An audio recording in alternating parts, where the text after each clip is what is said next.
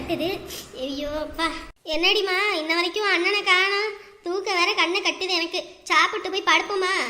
ஏம்மா இருமா, அண்ணன் வந்தோன்னே சொல்லிடுவோம்மா. ஐயோ ஏன்டி இப்படி பாடாப்படுத்துற? காலையில எந்திரிப்பாங்களா, அப்ப சொல்லிக்கலாண்டி.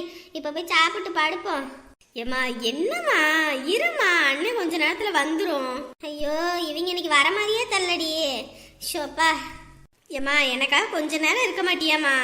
ஏண்டி கொஞ்ச நேரம் நான் இருக்கலாம், உடம்பு ஒத்துழைக்கலடி. வயசாகி போச்சு, நேரம் காலத்துக்கு சாப்பிட்டு போய் படுப்பணும், அதை விட்டுட்டு உக்காருன்னு இருக்கிற நீ.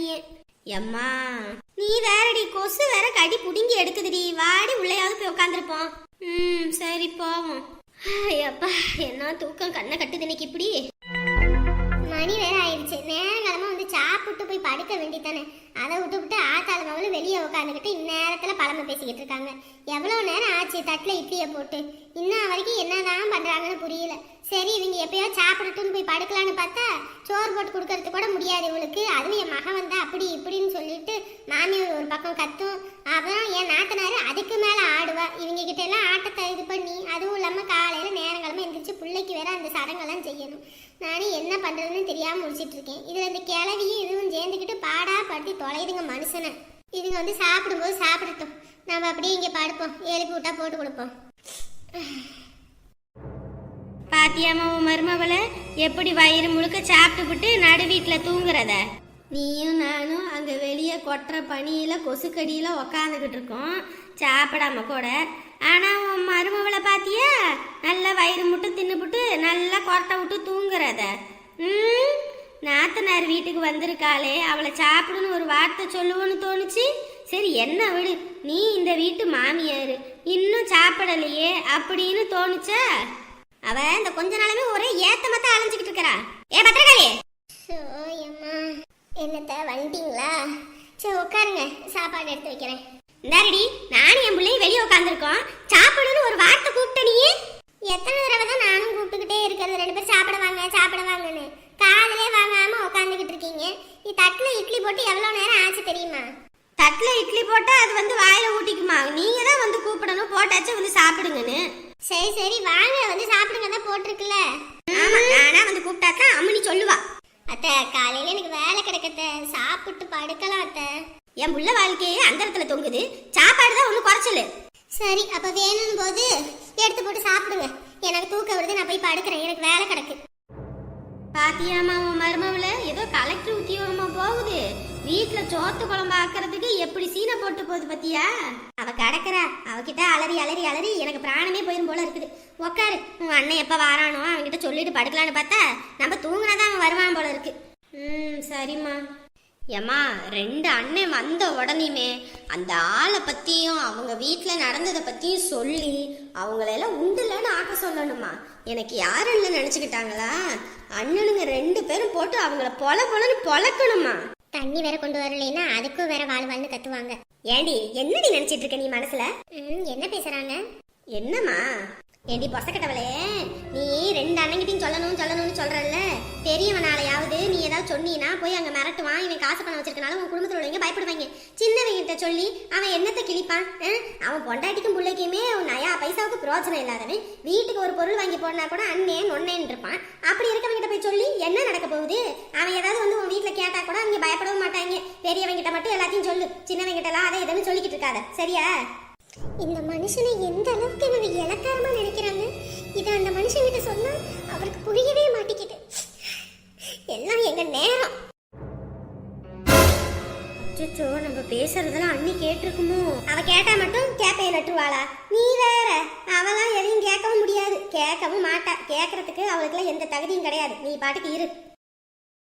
சப்பா இந்த மேனேஜர் இன்னைக்கு ஓவரா வேலை வாங்கிட்டான். கரெக்டா வீட்டுக்கு கிளம்பும் போதுதான் ஒர்க்குன்னு சொல்லிட்டு மனுஷன் உசுர வாங்குவாங்க. அது வரைக்கும் எதையும் சொல்ல மாட்டானுங்க. இனிமே வேற ஆபீஸ் தான் மாறணும். இந்த ஆபீஸ்ல இருந்து குப்பை கொட்டிக்கிட்டு இருந்தா அவ்வளவுதான். என்னம்மா தூங்கலையா? இவ்வளவு நேரம் உட்காந்துருக்கீங்க? என்னது தட்டுல சாப்பாடுலாம் போட்டு வாக்க இருக்குது, யாரும் சாப்பிடலையா? அதுவாமா இன்னைக்கு கொஞ்சம் லேட் ஆயிடுச்சு, ஒர்க் அதிகம். சரி நான் போய் இந்த பையன் வச்சுட்டு வரேன். எப்பா உன் தங்கச்சி வந்திருக்குப்பா. சரி நான் வந்து பேசிக்கிறேன், கொஞ்சம் பையெல்லாம் வச்சுட்டு வரேன். என்னம்மா அண்ணே காதுலே வாங்காம போகுது? இருடி, இப்பதானே வீட்டுக்குள்ள வந்த உடனே உன் புராணத்தை ஆரம்பிக்கணுமா? அவன் போயிட்டு பையெல்லாம் வச்சுட்டு சாவகாசமா வரட்டும்னு சொல்லுவான். அதை விட்டு சும்மா அவனை கூப்பிட்டு நொய்யி நொய்யின்னு இருந்தோம்னா அவனுக்கு கோவம் வந்துடும். அப்புறம் மூஞ்சி அடிச்ச மாதிரி பேசி போடுவான். சரியா? சரிம்மா. ஐயோ சாமி, எப்படிதான் இப்படியெல்லாம் மனுஷங்க இருக்காங்கன்னே தெரியலப்பா. எனக்கும் தான் அண்ணன் இருக்கு. நான் இந்த மாதிரி காசை வச்சு அந்த அண்ணன் எனக்கு எடை போட்டதில்லை. ஆனா இவங்க காசு இருக்கிறவன் தான் பெருசு, காசு இல்லாதவன் பிச்சைக்காரனுக்கு சமம்னு சொல்றாங்க. ஐயோ, என்னால நினைச்சு கூட பார்க்க முடியல. இவங்க பேசுறத காதாலையும் கேட்கவும் முடியல. இவ்வளவு பணக்காரங்கன்னு பேசுறாங்க. காசு வச்சிருக்கவங்க எவனாவது ஒருத்தன் இல்ல அவளாவது என் அண்ணன் புள்ளன்னு வந்து நிக்கல. ஏன்னா நாங்க காசு இல்லாதவங்க. காசு இல்லாதவங்கன்னா இவங்களுக்கு இவ்வளவு இலக்காரம், இவ்வளவு ஏத்தம். அந்த காசு தானே ஒரு காலத்துல இவங்களுக்கு வந்து கோட்டை கட்ட போகுது. அதையும் பாக்குறதுக்கு தான் இருக்கேன். நான் இனிமேல சும்மா இருந்து ஒரு பிரோசனம் இல்லை. நான் சும்மா வாயால தான் சொல்லிக்கிட்டு இருக்கேன் வேலைக்கு போகணும்னு. ஆனா இந்த ஆளை நம்பிக்கிட்டு இந்த வீட்லயே வேலை சரியா இருக்கு. நான் ஏதாவது பண்ணியே தான் ஆகணும். இதுக்கு மேல நான் சும்மா இருந்தேன், நான் வாழ்றதே வேஸ்ட். ஏமா சாப்பிட வேண்டியதானே? அப்படியே உட்காந்துட்டு இருக்க? இல்லண்ணே, சாப்பிடணும். சாப்பிடணும்னா சாப்பிடு. ஏண்டா? என்னம்மா? ஏண்டாப்பா, உன் தங்கச்சி புருஷனும் அவங்க வீட்டுல உள்ளவங்கள சேர்ந்து நம்ம தங்கச்சியை வீட்டை விட்டு துரத்திட்டாங்கயா. என்னது, வீட்டை விட்டு துரத்திட்டாங்களா? ஆமாண்டப்பா, அவங்க நாத்தனார்காரி வந்து ஒரே பிரச்சனை பண்ணி விட்டாலாமா. அதனால அவங்க எல்லாம் சேர்ந்துகிட்டு நம்ம தங்கச்சியை வீட்டை விட்டு துரத்திட்டாங்கயா. என்ன பண்றது ஏது பண்றதுன்னு ஒண்ணும் புரியல. வந்து அழுதுக்கிறா. ஐயோ சாமி, அவளுக்கு யாருமே இல்ல, நான் எங்கிட்டாவது போறேன்றா. எனக்கு என்ன பண்றதுன்னு ஒண்ணும் தெரியல. நீதான் சாமி ஏதாவது ஒண்ணு பண்ணணும். பண்றது இருக்கட்டும், முதல்ல அங்க என்ன நடந்துச்சு? அது வந்துப்பா. நீ சொல்லாத, அவ சொல்லட்டும். உமா, என்ன நடந்துச்சாங்க? அண்ணே, வீட்டுல என்ன நடந்துச்சுன்னா, என் மாமியார் வெளியே என் நாத்தனார் வீட்டுக்கு போயிட்டு 2 நாள்ல வரேனுச்சு. நான் என்ன பண்ணேன், வீட்டுல சமைக்காம தூங்கிட்டு இருந்தேன். என் புருஷன் வந்து சோறு போடுனாரு, இல்லைன்னு சொன்னேன். அவர் சமைக்கிறேன்னு நான் அவரவ போயிட்டேன். பின்னாடி அவங்க அம்மாவும் அவங்க அக்கா வந்து ஒரே சண்டை. என் தம்பி எப்படி நீ வேலை வாங்கலாம் அப்படி இப்படின்னு. அதுவுமே வீட்டை விட்டு போகணும்னு சொல்லிட்டாங்கன்னு. எனக்கு எங்கிட்ட போறதுன்னே தெரியலன்னு. நீ பண்ணுனது ரொம்ப பெரிய தப்பு. என்னடா தங்கச்சியை போய் தப்பு பண்ணான்னு சொல்ற? ஆமாமா, அவங்க திட்டினதுல என்ன தப்பு இருக்குது? என்னன்னு? ஆமா, அவரு வேலைக்கு போயிட்டு வர மனுஷன். வேலைக்கு போயிட்டு எவ்வளவு கஷ்டம், எவ்வளவு வலி வேதனை இருக்கும். வீட்டுக்கு வந்து ஆம்பளைக்கு சோறு போடணும்ன்ற ஒரு எண்ணம் இல்லாம நீ பாட்டுக்கு இழுத்து பத்தி தூங்கிட்டு இருந்தா அது தப்பு தானே? ஒருவேளை நீயும் வேலைக்கு போய் அந்த பையனும் வேலைக்கு போய் 2 பேரும் வேலைக்கு போய் நீ படுத்து தூங்கியிருந்தா ஒரு நியாயம். அவங்க திட்டினதுல இருக்கு, அவங்க பண்ணிருக்காங்க, தப்புன்னு சொல்லலாம். அதை விட்டு நீ வீட்டுல இருந்துகிட்டே இந்த வேலை பாத்தீங்கன்னா அவங்க திட்டாம உன்னை மனப்பாங்களா? டேய், என்னதான் இருந்தாலும் ஓரத்தண்டா. அவளை இப்படி பேசினா அவ என்னடா பண்ணுவா? ஏமா, இப்போ நீ ஏன் சொல்லு, உன் வீட்லயே ஒரு மருமவ இருக்குது. நான் வந்து சப்போர்ட் பண்ணி பேசுறேன்னு நினைக்காத. உன் மருமவ வீட்டுல படுத்து தூங்கிட்டு நம்ம எல்லாம் வெளியே போயிட்டு வரும்போது நம்ம தம்பி வேலை செஞ்சுக்கிட்டு இருந்தா நீ என்ன சொல்லுவ? சண்டை போட்டு ஆஞ்சு போட மாட்டாவா? அந்த மாதிரி தான்மா. டேய், என்ன இருந்தாலும் அவளும் நம்ம தங்கச்சி ஒண்ணா. நம்ம எவ்வளவு சவரன் போட்டு கட்டி கொடுத்துருக்கோம், எவ்வளவு சீர்வரிசை செஞ்சிருக்கோம். வீட்டை விட்டு துரத்திட்டாங்கன்ற நீ என்னமா இப்படி பேசிக்கிட்டு இருக்க? என்ன ஒரே சத்தமா இருக்குது, என்ன ஏதுன்னு தெரியலையே. சரி, என்னன்னு போய் பாப்போம். ஏனே, அப்ப நான் பண்ணினது தப்புன்னு சொல்றியா? அப்புறம் என்ன, வீட்டுலன்னா 1000 இருக்கதான் செய்யும். நீ பாட்டுக்கு பொசுக்குன்னு கோச்சிட்டு அங்க இருந்து இங்க வந்து உட்காந்துக்கிட்டீங்கன்னா எவன் எல்லாம் சம்பாரிச்சு போட்டு எல்லாம் பண்றது? நான் என்ன இங்க லட்சமாவா சம்பாரிச்சுக்கிட்டு இருக்கேன்? வாங்குற 30,000 40,000 வீட்டுல சோத்துக்கே சரியா இருக்கு. போதாத வரைக்கும் நீயும் வந்து இங்க உட்காந்துக்கிற. இங்க இருக்க மளிகை சாமான் அள்ளிக்கிட்டு போயிடுற. அன்னைக்கு கூட கீரை வாங்கிட்டு காசு கொடுக்காம என் அன்னைக்கிட்ட வாங்கிக்கன்னு இங்க அனுப்பி விடுறீங்க. இங்க என்ன நான் காசு அடிச்சு வச்சிருக்கேனா? எதா இருந்தாலும் பொறுத்து உனக்கு அங்க இருக்க தெரியாது. எப்பா, என்ன இந்த ஆளு இப்படி இருக்கிறது? காசு காசு காசுன்னு. சி, அந்த புள்ள வருத்தத்துல வந்திருக்குது. ஒரு 4 வார்த்தை ஆறுதலா பேசி குடும்பத்துல சமாதானப்படுத்தி அனுப்பி விடுவானா? அதை விட்டு காசு செலவாகணும்னு கணக்கு போடுறது. ஐயோ சாமி, சி.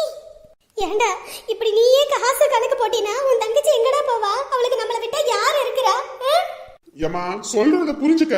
இவளுக்கு எல்லாமே போட்டு எல்லாம் கட்டி கொடுத்துருக்கு. அப்படி இருக்கும்போது எப்படி இருக்கணும்? அங்க என்ன பண்ணினாலும் அமைதியா வீட்டோட இருந்து அவங்கள சமாளிச்சு இது பண்ணி வரணும். அதை விட்டு பைய தூக்கிட்டு இங்க கிளம்பி வந்துடுறது. வந்தாலும் அவ கம்முன்னு இருக்காளா? இங்கே ஏதாவது பிரச்சனையை பண்ணி விட்டு ஓடிடுறா.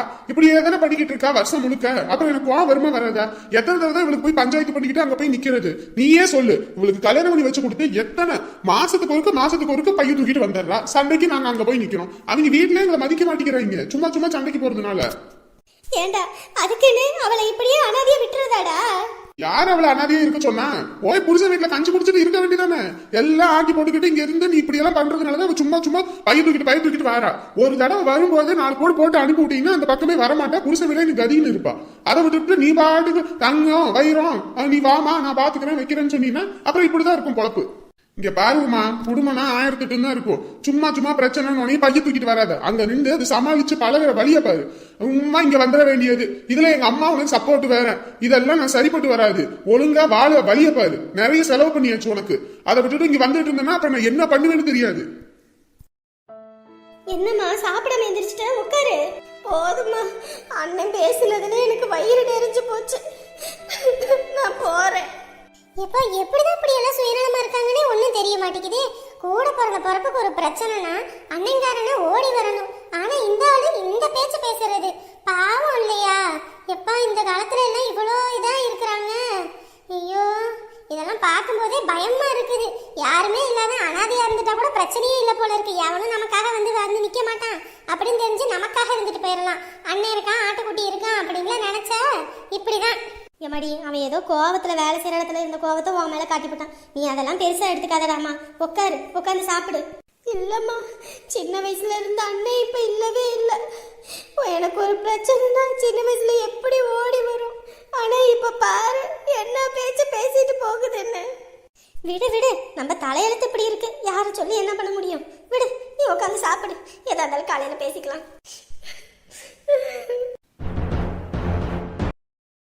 இந்த மனுஷன் இன்னைக்காவது வீட்டுல இருந்து எனக்கு ஒத்தாசை பண்ணியிருக்கானா? ஆனா அந்த மனுஷனுக்கா எப்ப பார்த்தாலும் தோட்டத்திலே தான் கிடக்குறாரு. சாமி, எல்லாத்தையும் போட்டு எரிச்சிட்டு வேகமா போய் பிள்ளைக்கு தண்ணியை ஊற்றி விட்டு நல்ல நேரத்துக்குள்ள வீட்டுக்குள்ள விட சொல்லுச்சு அம்மா. போய் வேகமா பண்ணுவோம். கொஞ்ச நேரம் வரைக்கும் அம்மா எரியுது என்னன்னு பார்த்துட்டு அப்புறமேட்டு கிளம்புனாங்க. சரி எரியட்டும், கொஞ்ச நேரம் இருந்துட்டு போவோம். மணி வேற ஆயிட்டு வேற. வேகமா போயிட்டு வீடை வேற வலிச்சு விடணும். எல்லாத்தையும் எடுத்து போட்டு துவைக்கணும். ஐயோ சாமி, எவ்வளோ வேலை. துவைக்கிறதெல்லாம் காலையில் நல்லா விடிஞ்சதுக்கு அப்புறம் துவைச்சிக்கலாம். இப்போதைக்கு வீடெல்லாம் வலிச்சு விட்டு பிள்ளைக்கு இது பண்ணி விட்டுருவோம். அதுதான் சரி. எல்லாத்தையும் எடுத்து வெளியே போட்டோம்னா போதும். சரி, இதை தான் இங்கே எரியுதில்ல, எரியட்டும், நம்ம போவோம்.